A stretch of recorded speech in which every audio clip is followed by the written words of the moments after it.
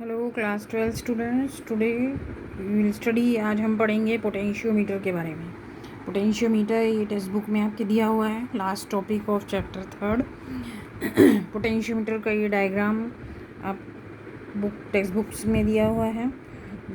इस डायग्राम में इसकी दो एप्लीकेशन दी हुई हैं। एक तो यहाँ पे दो ईएमएफ्स को कंपेयर करना है, दूसरा यहाँ पे आपको इंटरनल रेजिस्टेंस निकालना है इस बैटरी का।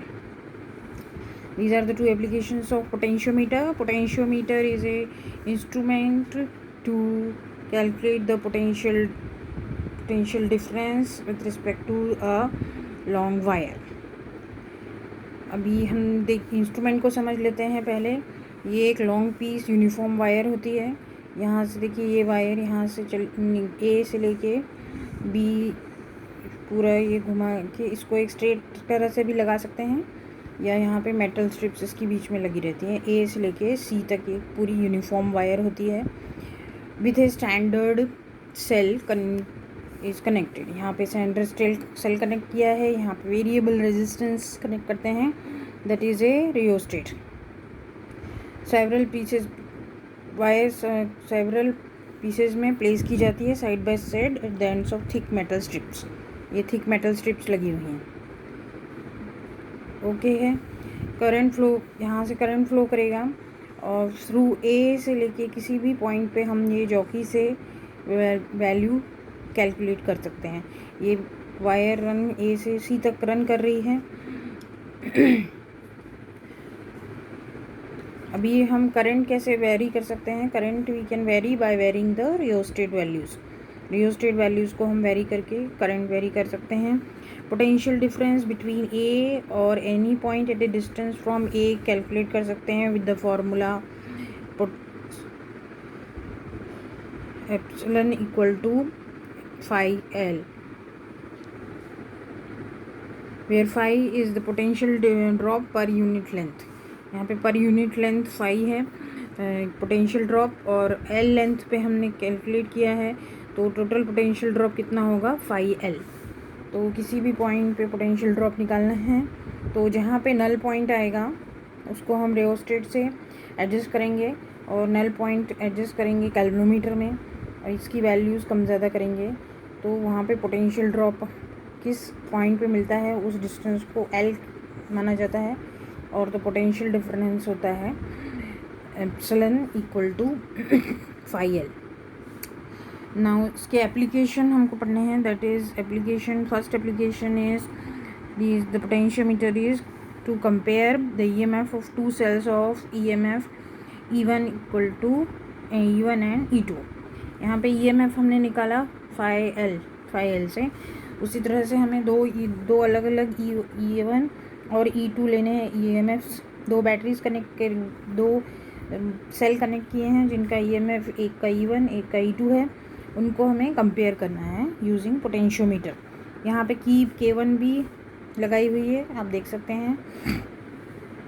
अभी फर्स्ट E1 को कनेक्ट करना है, तो यहाँ पे आप टू वे की देखिए, टू वे की यहाँ पे कनेक्टेड है। तो E1 को कनेक्ट करना है तो 1 और 3 को पोजीशन में, फर्स्ट 1 और 3 को कनेक्ट करेंगे गैल्वेनोमीटर से, और वहाँ पे फिर गैल्वेनोमीटर की नल रीडिंग नोट की जाएगी, रियोस्टेट को वेरी किया जाएगा। और यहाँ सपोज़ करिए N1 पे नल रीडिंग मिली E1 सेल से, तो आपका जब हम यहाँ पे किरचॉफ्स रूल लगाएंगे तो क्या होगा? फर्स्ट जो पोटेंशियल ड्रॉप होगा फाई L1, जहाँ पे भी N1 प्रोड्यूस हुआ वो ए से लेके फाई L1 होगा। लूप रूल कैसे लगेगा? A N1 G 3 1 और फिर से A, इस तरह से आपका ये बनेगा, जैसा हमारा किरचॉफ लूप रूल में ये वाला लूप रहेगा। तो AN1 में क्या पोटेंशियल ड्रॉप होगा? Phi L1। गैल्वेनोमीटर में पोटेंशियल ड्रॉप 0, क्योंकि करंट 0 होगा, माइनस E1, मैं नेगेटिव टू पॉजिटिव जा रहे हैं, तो माइनस E1 इक्वल टू 0। इस तरह से ये फर्स्ट इक्वेशन आएगी। सेकेंड इक्वेशन, जो हम E2 को E1 को हटा देंगे, मतलब 1 3 को डिस्कनेक्ट कर देंगे और 2 और 3 को कनेक्ट करेंगे, तो ये वाला E2 के साथ ये गैल्वेनोमीटर कनेक्ट हो जाएगा। उस केस में आपको लेंथ मिलेगी N2, तो आपका दूसरा लूप हो जाएगा। उस केस में आपको पोटेंशियल ड्रॉप मिलेगा φL2 + 0 - E2 = 0।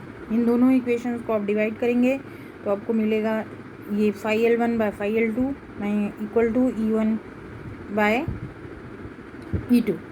ये E1/2 = L1/L2, क्योंकि फाई कैंसिल हो जाएगा। तो दिस इज़ द रिलेशन। इस रिलेशन से आप कंपेयर कर सकते हैं दो सेल के EMFs को। दूसरा इसका एप्लीकेशन है, इसके लिए ये वाला डायग्राम है। इंटरनल रेजिस्टेंस हमें कैलकुलेट करना है इस सेल का। यहाँ पे एक की कनेक्ट की है रेजिस्टेंस बॉक्स के अराउंड। ओके, ये कैसे करेगा work? It is use to measure internal resistance of a cell. For this EMF internal resistance R is to be determined connected through a key K2। K2 open है, balance obtained at length L। पहले K2 को open रखेंगे तो ये cell आ जाएगा circuit में, और वहाँ पे आपको नल पॉइंट मिला है N1 नल पॉइंट मिलेगा तो आपका सर्किट हो जाएगा L1 और AN1 मतलब L1। देन वहाँ पे पोटेंशियल EMF इंड्यूस्ड होगा φL1, जैसा कि फर्स्ट फिजिक्स में हमने पढ़ा था, E = φL1। जब K2 को क्लोज करेंगे तो ये रेजिस्टेंस बॉक्स आ जाएगा पिक्चर में। सेल से करंट आएगा I through the resistance box R। V is the potential difference of the cell and the balance is obtained at length L2। यहाँ पे ये हमने रेजिस्टेंस बॉक्स भी कनेक्ट कर दिया है और E भी कनेक्ट रहेगा। दोनों केस में दोनों कनेक्ट रहेंगे जब हम K2 को ओपन करेंगे, because they both are connected through this wire. तो उस केस में आपको गैल्वेनोमीटर से मिलेगा point N2 point means AN2 जो लेंथ रहेगी, AN2 L2 लेंथ रहेगी, वहाँ पे पोटेंशियल ड्रॉप होगा। That potential drop is V = potential difference is equal to V to φL2। अभी आपको दो इक्वेशन मिली, एक L1 EMF = φL1, दूसरी V = φL2। इनको हम डिवाइड करेंगे तो आपको मिलेगा E/V = φL1/φL2, that is L1/L2। अभी हमको पता है कि EMF इज इक्वल टू क्या होता है, I/IR। फॉर्मूला क्या है, E = IR, ओम्स लॉ से।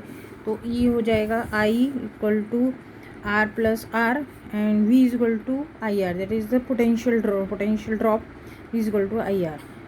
From this you put the value of E and V। E इसको डिवाइड करेंगे तो E/V = R + R/R मिलेगा, और यहाँ पे L1/L2 मिलेगा। इन दोनों को कंपेयर करेंगे और आप डिस्ट्रीब्यूट करके सॉल्व करेंगे तो इंटरनल रेजिस्टेंस की वैल्यू मिलेगी R = R L1/L2 - 1। ये इस तरह से आप इंटरनल रेजिस्टेंस कैलकुलेट कर सकते हैं किसी भी सेल का। इस पोटेंशियोमीटर का एडवांटेज है कि it draws no current from the voltage source being measured, as such it is affected by the internal resistance of the source. Potentiometer अपने लिए कोई करंट, एक्स्ट्रा करंट ड्रॉ नहीं करता है वोल्टेज सोर्स से। जितना वायर में करंट जाएगा उतना ही करंट से आप कैलकुलेट कर सकते हैं। Thank you.